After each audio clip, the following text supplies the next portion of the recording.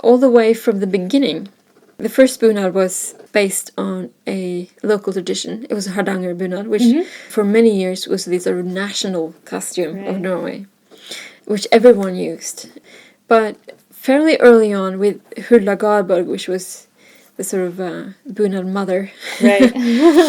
she felt that bunad should be local. She inspired people to go home to their village and find old clothes from that particular area and use that as a bunad, not only the national one. And when people talk about pride in Norway or national pride, it's always connected to that village or that valley, that particular place where you're from. Right. It's very local. So national pride in Norway is very local. So that quickly became very popular. So every town, every village, every place has their own bunad. When Hulda Garborg started her work, she decided that if modern people of today, like in 1920 or 26, if you were going to make them wear a bunad, it couldn't be like the old folk costumes. Because they would have these incredibly complicated headdresses. Right.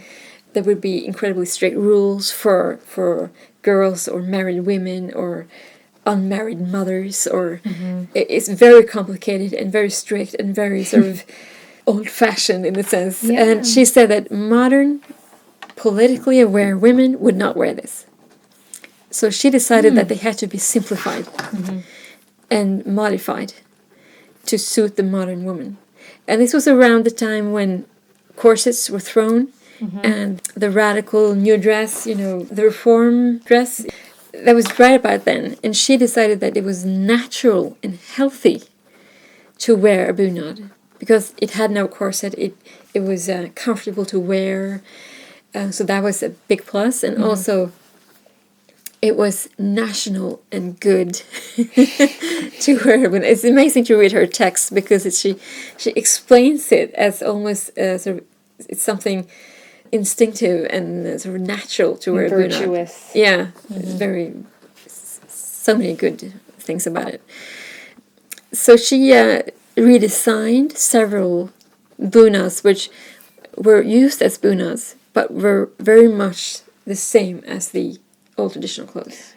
So in the first years of the bunad history, people would wear old clothes or clothes that were still actually being used. So at that time, many people had a lot of knowledge about how these clothes were supposed to be worn. But Hulda Garborg convinced them that this wasn't the way to do it.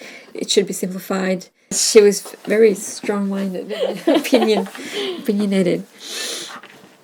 And a lot of people followed her example. And the first bunads she produced are very simplified, and also some of them are completely sort of reinterpreted based on the actual material she had to work with. She picked and chose something and then made a whole costume out of that instead of copying piece by piece. So she was very sort of independent in her choices. Her philosophy is still alive.